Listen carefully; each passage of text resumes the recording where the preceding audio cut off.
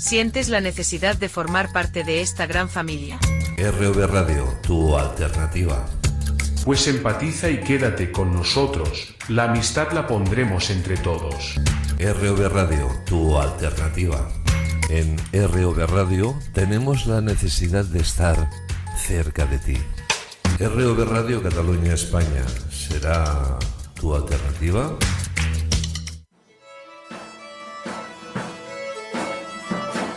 A un paso del medievo, te invita a conocer la vida de los templarios en su paso por España. En el campo de batalla mira a tu hombro. Si llevas la cruz del templario, perfecto. Si no la llevas, estás perdido.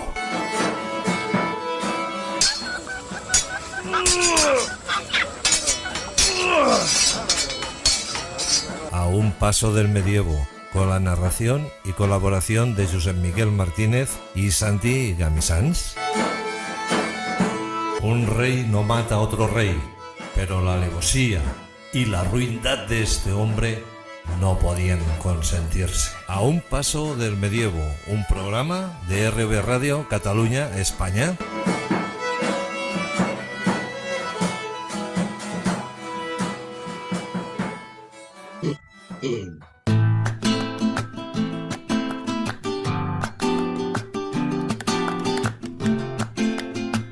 Muy buenos días, ¿qué tal? ¿Cómo estáis?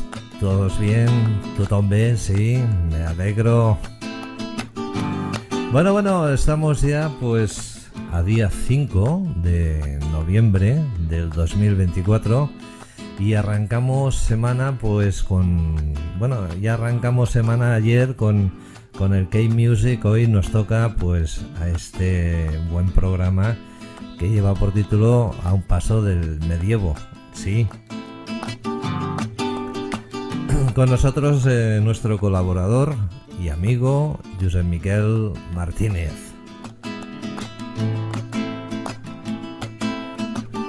Bueno, vamos a empezar ya. No vamos a hacer mucha intro porque, normalmente ya lo tenemos todo dicho sobre el tema de Josep Miquel, ya lo conocéis. Con lo cual, pues, Josep Miquel, buenos días. ¿Cómo estás? Hola, buenos días a usted y a todo el mundo mundial. Bueno, pues Esperamos que todos estemos bien. estamos, como unos chavales, ¿eh? Bienvenido a RV Radio Cataluña España y nada, la última vez que hablamos en el programa de Un Paso del Medievo, estuvimos hablando del distrito del Rivera, distrito de Rivera. Sí. distrito de Rivera, exactamente. Ahí la memoria, esta memoria empieza a chochear un poco. No empieza, no. Nos saturamos de datos. Y Sí, entonces hay cruces. exactamente. Bueno, pues mira, vamos a hacer una pequeña intro. Yo quería que la hicieras tú hoy, ¿vale? De lo que vamos a hablar. Te doy 4 minutos, solo 4 minutos, ¿vale? A ver, bueno, pues como la síntesis no es lo mío, que lo mío es la enrollamenta, pues bueno, pues vamos a intentar hacer una introducción de lo que es el distrito o lo que fue el distrito de Rivera de la Orden del Temple, que se ubicaba en la zona de Tortosa y pueblos o ciudades de alrededor. El distrito de Rivera fue fundada por los templarios a medida que iba avanzando la reconquista por parte de Ramón Berenguer y otras tropas en las que se encontraba la Orden del Temple, en la que la Orden del Temple fue adquiriendo un papel predominante y a veces casi total sobre ciertas poblaciones, ¿no? O ciertos castillos, como por ejemplo el castillo de la Suda, en Tortosa, ahí estaría la comandancia templaria principal, y luego, bueno, pues se fueron adquiriendo la plaza de Miravet, la formidable fortaleza del castillo de Miravet, Y luego río arriba, pues tenemos Horta de San Juan, tenemos Ascó, tenemos Riba-roja d'Ebre y siguiendo el río arriba llegamos hasta Nunaspe. Nunaspe que ahora es de la comunidad aragonesa, pero antiguamente pues claro, los mapas iban era de la Corona de Aragón, ¿no? Entonces eran localizaciones muy, muy interesantes y muy poderosas porque controlaban eh, todo el recorrido del río Ebro, que en aquella época era una autopista de comercio impresionante, ¿eh? Bueno, de comercio y de personas, pero principalmente de comercio, por su rápida introducción de productos a la península, al interior de la península y al revés, ¿no? O sea, también era una vía de rápido transporte de mercaderías y de personas hacia el mar Mediterráneo, siendo Tortosa uno de los puertos más importantes del Mediterráneo, cosa que ahora pues no luce, pero sabemos que por la historia escrita, la poca que ha quedado, pues sabemos que el puerto de Tortosa fue uno de los principales, ¿no? O al menos de cierta relevancia, de cierta importancia. Entonces, qué curioso que todas esas fortificaciones que estaban pegaditas al lado del río estuviesen en manos bueno, pues de la Orden del Temple. Y entonces todo este recorrido del tramo final del río que estaba mandado y dirigido por la Orden del Temple, la misma Orden del Temple hizo una subprovincia, no una provincia, porque era la provincia de la Corona de Aragón, era fundó o creó el distrito de Ribera. Ahora venimos a por más. Pues bien, venimos a por mucho más, ¿eh? Así que atentos porque esto Mm, acaba de empezar. Así que mm. poned atención.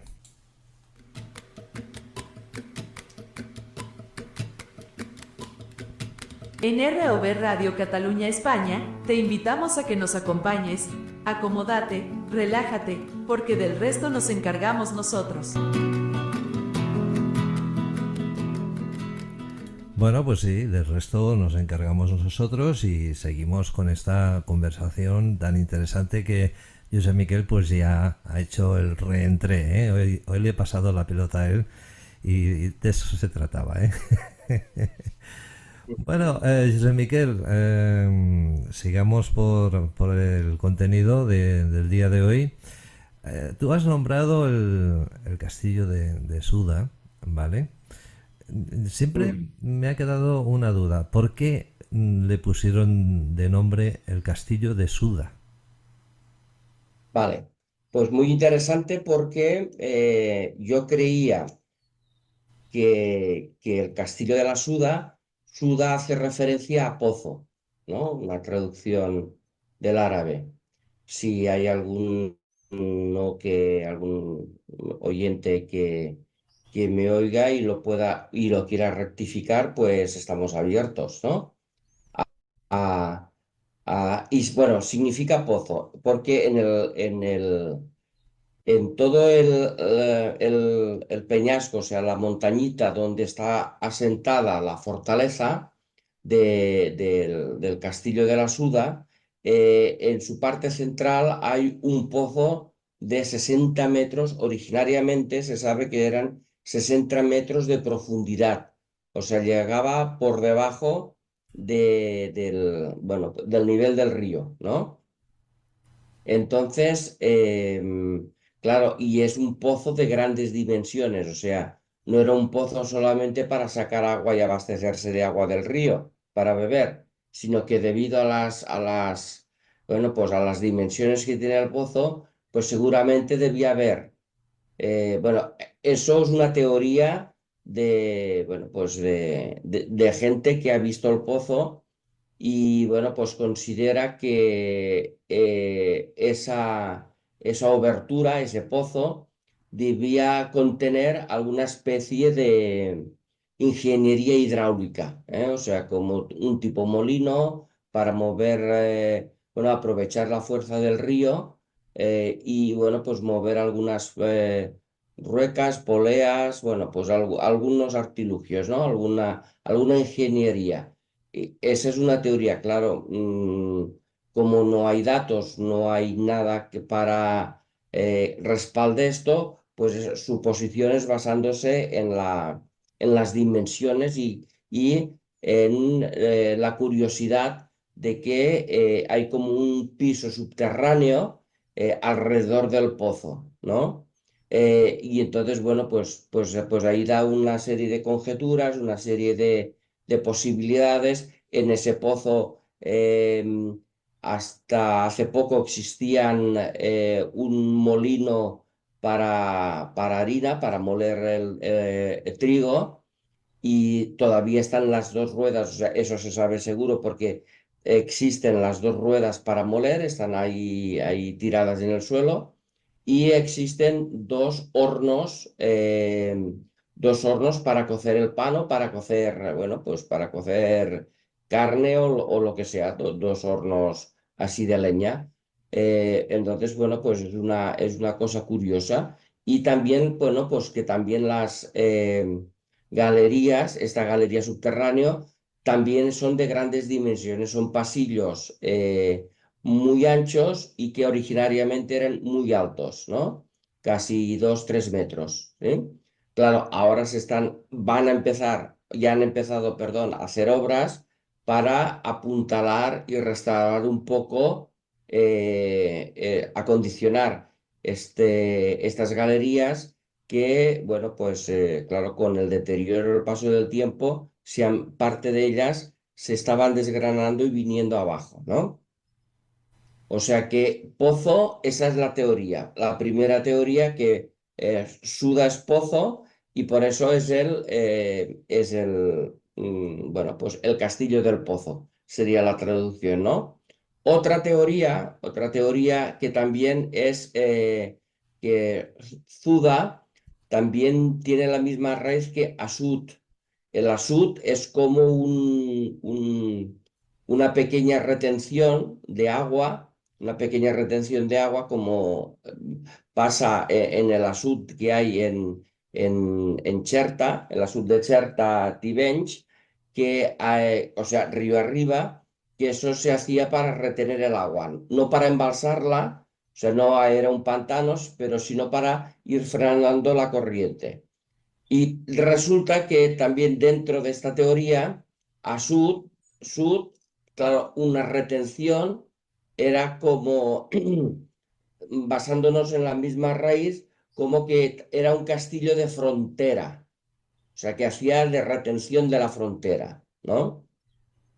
Entonces, bueno, pues esta teoría me la explicaron justo la semana pasada un historiador de Tortosa que, lógicamente, pues por ejemplo, al castillo de Lérida también se llama Castillo de la Zuda. Entonces, pues, y también era fronterizo. O sea que dentro del imperio andalusí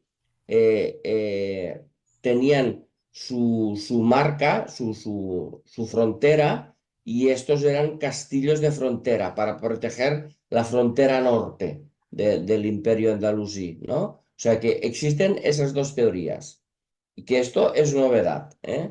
Esto bueno, es novedad para mí y ahora pues lo transmito a los que nos estén oyendo que existe esta otra versión, ¿eh? Que es muy plausible, es muy, bueno, casi que sería la mejor opción, ¿no?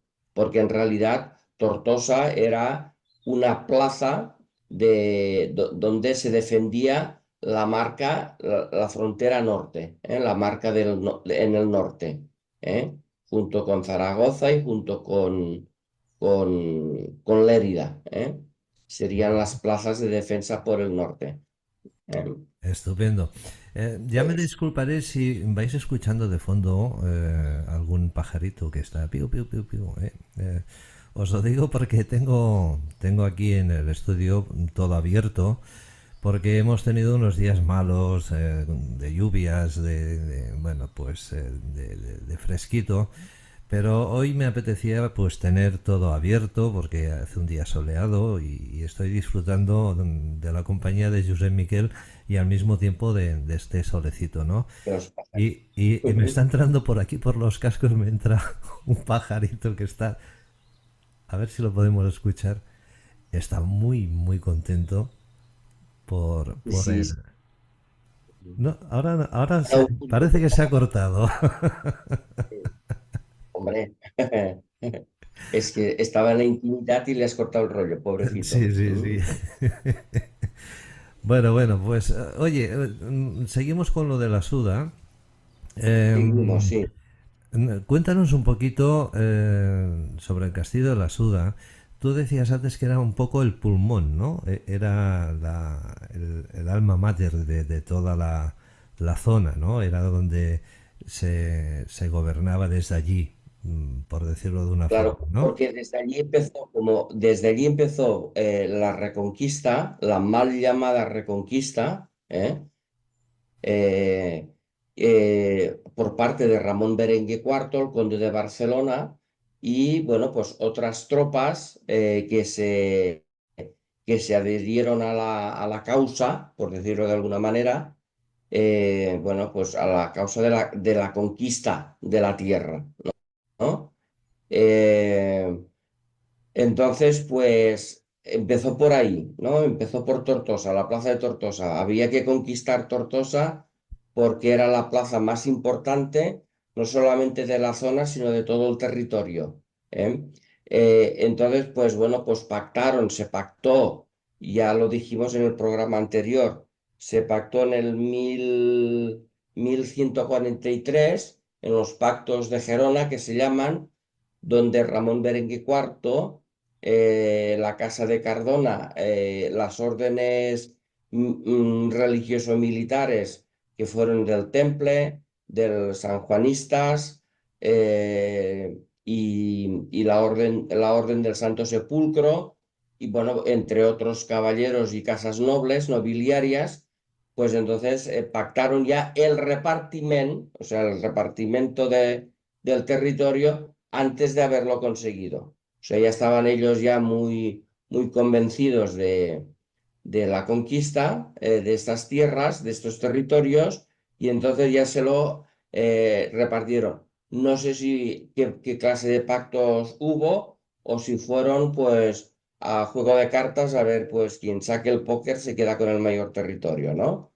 Ese intríngulis ya lo desconozco, pero bueno, de hecho fue que al conquistar Tortosa en el 1146, creo que fue, eh, en Tortosa se quedaron, ya lo he explicado en otro programa también, se quedaron el repartiment entre tres entidades, el conde de Barcelona, el conde de Montcada, que era muy fiel aliado del conde de Barcelona, de Ramón Berenguer IV, y los templarios, perdón, los genoveses.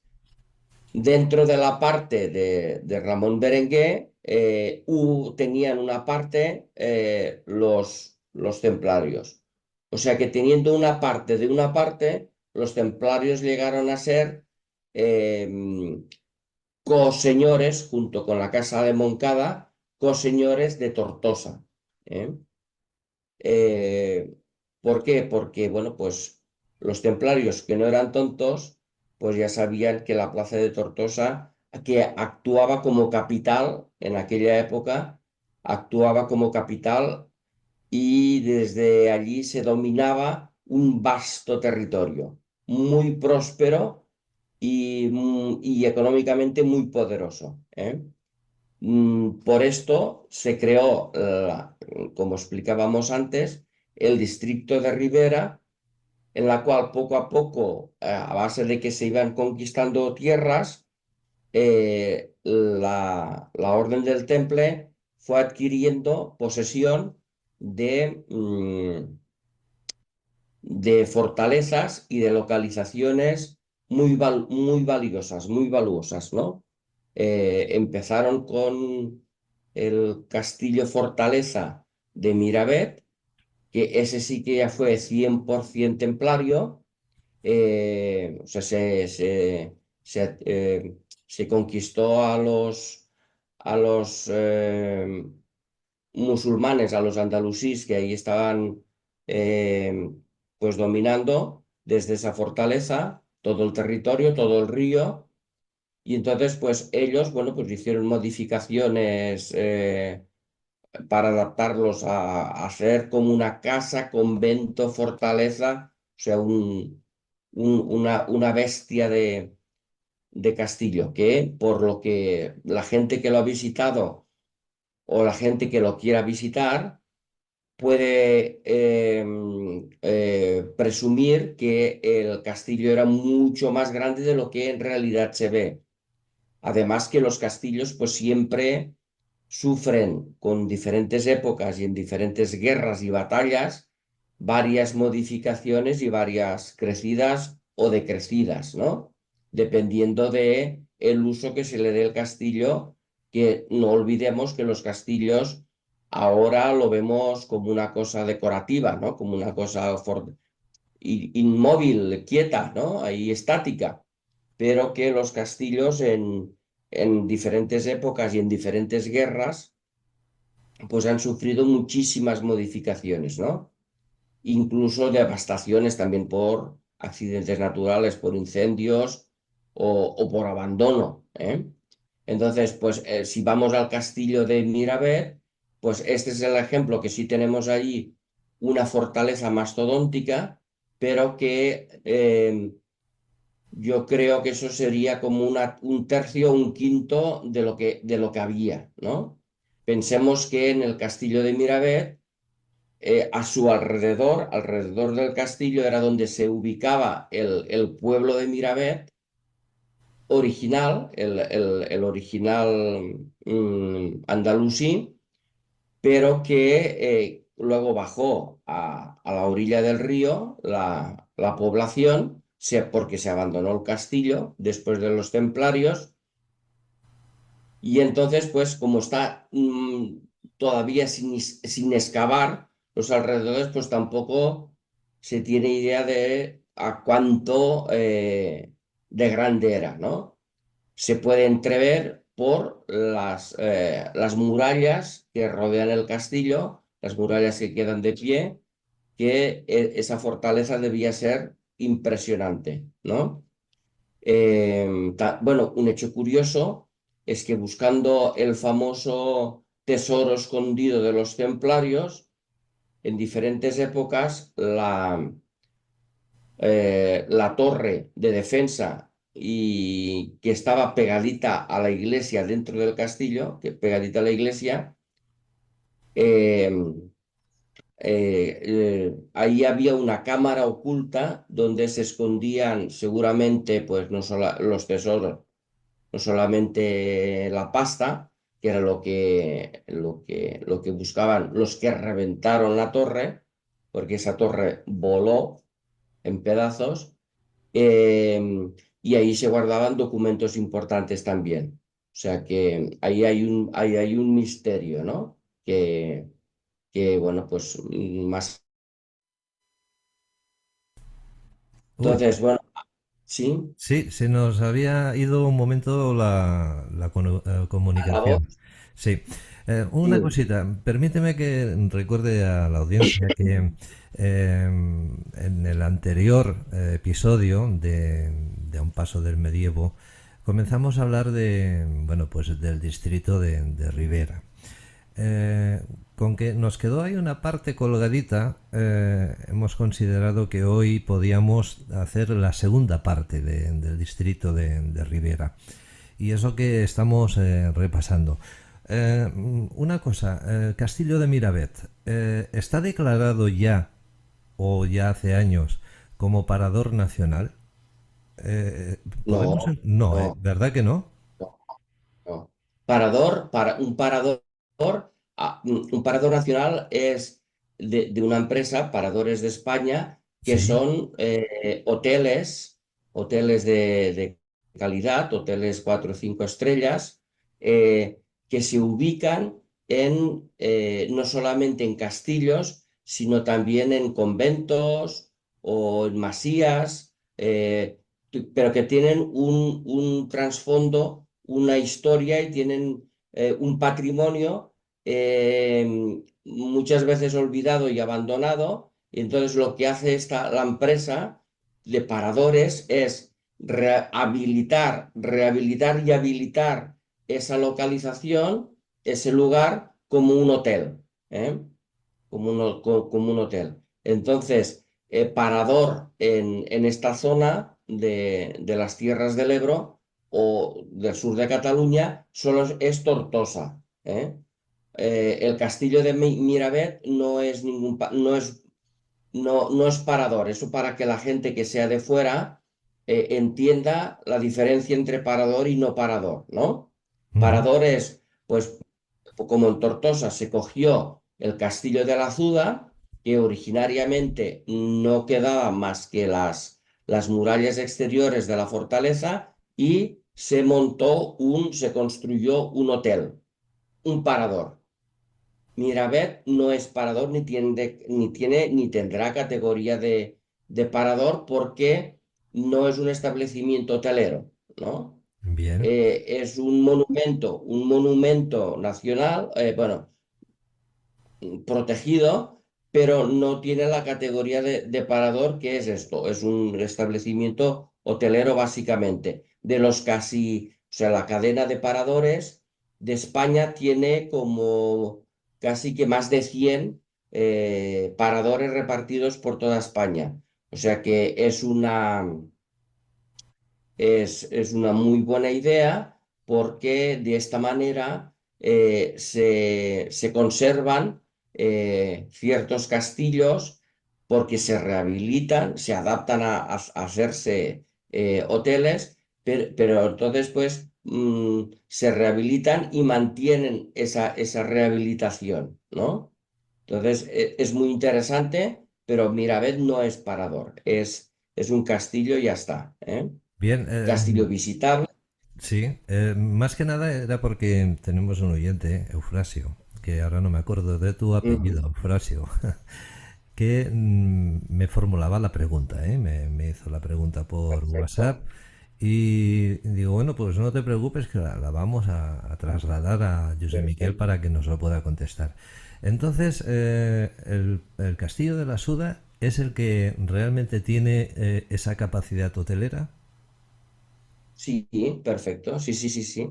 Sí. O sea, ahí, aprovechando la localización, eh, bueno, si vemos fotos antiguas de lo que era la montaña, el peñasco de la Suda, vemos que en fotos antiguas o fotos de satélite, la montaña tiene todo el perímetro fortificado. O sea que en tiempo del Imperio andalusí y sucesivos, hasta la Reconquista, esto fue como una pequeña ciudadela, ¿no? Fortificada. Eh, Claro, con el tiempo ahí se arrasó todo, diferentes guerras en diferentes situaciones se arrasó todo y entonces, aprovechando esa localización, se construyó el Parador de Tortosa, ¿eh? Intentando conservar los restos que se podían conservar, que fueron bien pocos. Pero bueno, también a la hora de construir el parador salió el cementerio andalusí dentro de la fortaleza, que ahí se descubrieron en el 1976 se descubrieron más de 30 cuerpos, o sea que el cementerio andalusí todavía estaba sin escarbar, sin descubrir hasta el 1976, ¿eh? O sea, quiero decir que incluso después de la Reconquista y hasta el 1976, el cementerio andalusí dentro de la fortaleza fue respetado, cosa muy curiosa, ¿no? Muy extraña, ¿eh? Y luego, pues lo único que también está conservado con bastantes modificaciones, porque en diferentes guerras y en diferentes situaciones la muralla fue recreciéndose, ¿eh? O sea, a medida que iba aumentando la capacidad destructora del hombre, con la pólvora y proyectiles, etcétera, etcétera, pues entonces las necesidades defensivas tenían que también ir creciendo, ¿no? Pues entonces, pues también hubo sus modificaciones posteriores, ¿eh?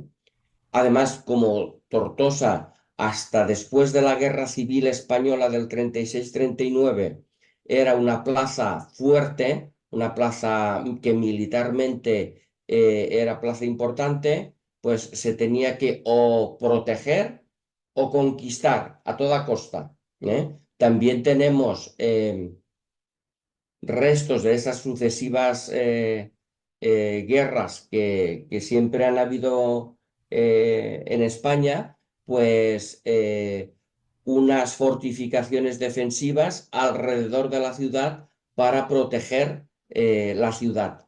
Hay alguna fortificación de esta, como el Castillo de Tenases, que está en el barrio de Remolins, o sea, Tortosa es una ciudad pequeña, o sea que sería en el barrio de al lado del Castillo de la Suda, tenemos el barrio de Remolins, que corresponde al barrio judío. Bueno, pues en otra atalaya semejante al Castillo de la Suda, hay otro castillo que incluso en extensión fue más grande que el mismo Castillo de la Suda. Y eso era una fortificación defensiva, ¿eh? Tenemos las avanzadas de San Juan, las avanzadas de San Juan, que están pegadas también al castillo, que también fueron avanzadas defensivas para la Guerra de Sucesión del 1700, y ahí quedan de pie de pie restos como tres otras fortificaciones: el Fortí de Bonet,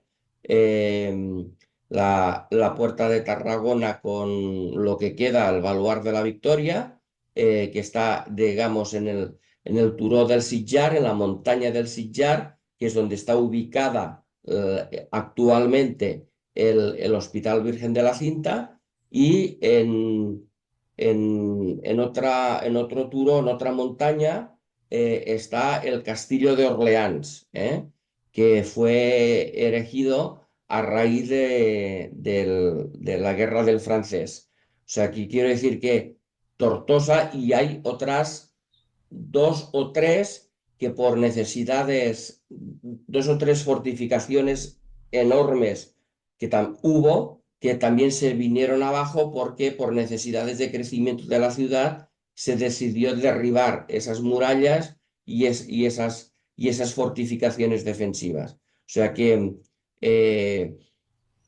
Tortosa, como veis, es riquísima, aunque nos desviamos del tema de esto de Ribera, del distrito de Ribera. Es riquísima en patrimonio cultural y patrimonio pétreo realizado por el hombre, ¿eh? Bueno, pues oye, Seguimos. habrá que hablar algún rato de Tortosa, también bueno, pues Sí, sí, aquí. difundir todo lo que hay allí. Claro, la gente que quiera venir a conocer Tortosa y alrededores, necesitamos como entre una semana, 10 días para conocer a fondo Tortosa y todo el rico patrimonio cultural y natural, porque de Tortosa tenemos enfrente, pasado el río, enfrente, el Parque Natural del Macizo dels Ports, que es un macizo montañoso con un pico máximo de 1440 metros de altura, y luego el río abajo tenemos la desembocadura del Ebro, que eso también es el Parque Natural del Delta del Ebro. O sea, estamos rodeados de naturaleza y estamos rodeados de historia, ¿eh? Tanto es así que los primeros andalusíes, los primeros musulmanes que llegaron a la zona conquistando el territorio, ya lo declararon que si habían llegado al paraíso, ¿no? ¿Por qué? Por esa riqueza natural, primero bañado por el río Ebro y segundo por las posibilidades naturales que tenía la zona. O sea, el territorio es riquísimo.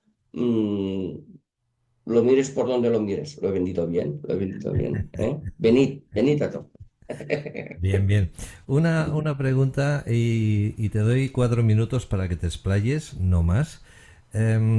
Hablamos de ese puerto que se supone que había en aquella época y que fue la gran zona comercial para recibir esas mercancías.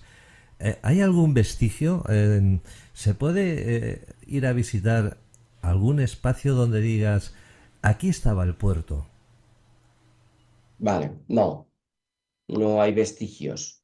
No hay vestigios porque se sabe que todavía existen bajo el agua las 5 dársenas donde los romanos, o sea, el puerto romano, habían como cinco aparcaderos, 5 dársenas, ahora exactamente la palabra exacta no la sé, donde atracaban los barcos y que eran enormes, enormes porque, bueno, pensemos que desde antes de la llegada de los romanos, cartagineses y griegos y tal, se sabe que vinieron por aquí.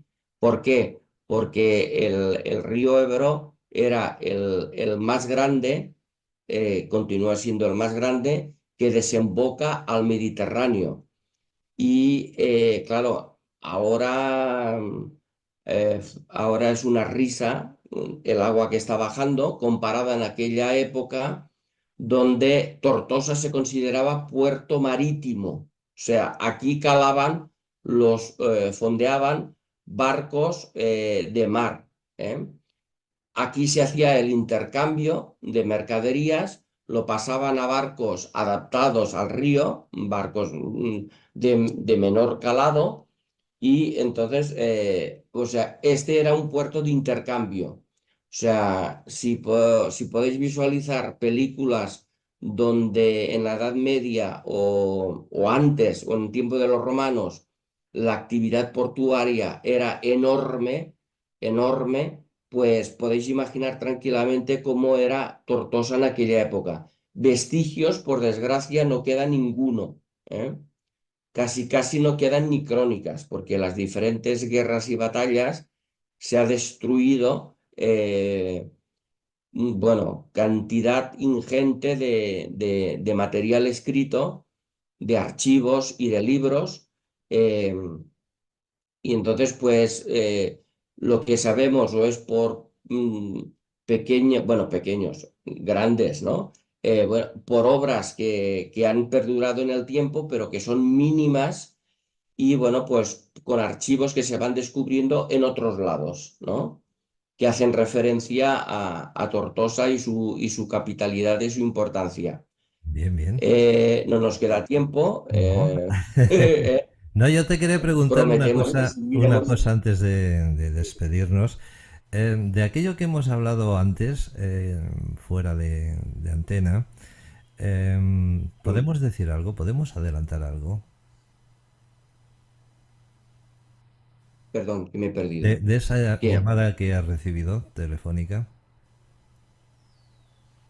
No, sí, hombre. ¿Sí? La llamada era del parador diciéndome que ya han empezado las obras y entonces, pues, las visitas hay que restringirlas, las visitas al castillo, que yo las hacía bastante completitas porque incluso bajamos abajo a conocer el subterráneo y visitábamos parte de la muralla que también está encerrada en llave, pero está encerrada en llave por seguridad, no porque esté encerrada en llave para tenerlo ahí muerto de risa, sino por seguridad. Expliquémonos bien. Y entonces, pues bueno, pues que como empiezan las obras en el Parador de Tortosa y rehabilitan ciertas partes, pues bueno, pues durante un tiempo muchos rincones pues van a estar cerrados, ¿no? Al público por razones de las obras. Lo que me va a obligar a reinventarme para seguir explicando la historia de Tortosa in situ, pero con otras habilidades, ¿no? Ahí queda, Bueno, ¿eh? desde aquí, sí. Y cerrando, es muy interesante también la pregunta de este oyente. O sea, invito a que la gente que quiera conocer más, pues pueda dirigir sus preguntas al programa. Santi me las trasladará y entonces las intentaremos resolver. Y la semana que viene, o el próximo programa, prometo terminar con el distrito de Rivera, que no lo hemos ni empezado. Bien, bien. Que es muy rico no solamente en castillos, sino en poblaciones y lo más importante y misterioso, en ermitas y ermitorios, ahora me sale la palabra en catalán, escampats, Sí, repartidos repartidos. por todo este territorio y que podemos hablar mucho y muy profundo. Nos vamos, se nos acaba el tiempo. Josep, muchas gracias por estar aquí. Un fuerte abrazo, cuídate mucho. Nos encontramos de aquí a un mes otra vez. Familia, que seáis muy felices, que lo paséis muy bien. ¿Quién os ha hablado? Santi Camisans, RV Radio Cataluña España. Esto es A un paso del medievo. Lo dicho, un fuerte abrazo para todo el mundo y que seáis muy felices. Chao. A un paso del medievo te invita a conocer la vida de los templarios en su paso por España. En el campo de batalla mira a tu hombro. Si llevas la cruz del templario, perfecto. Si no la llevas, estás perdido.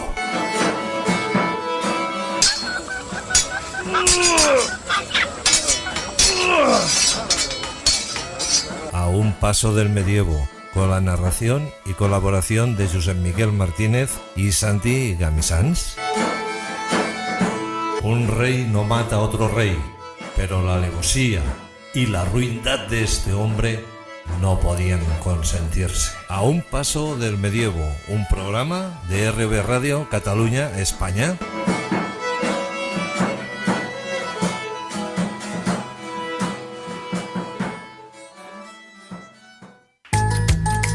¿Sientes la necesidad de formar parte de esta gran familia? RV Radio, tu alternativa. Pues empatiza y quédate con nosotros, la amistad la pondremos entre todos. RV Radio, tu alternativa. En RV Radio tenemos la necesidad de estar cerca de ti. RV Radio Cataluña España, ¿será tu alternativa?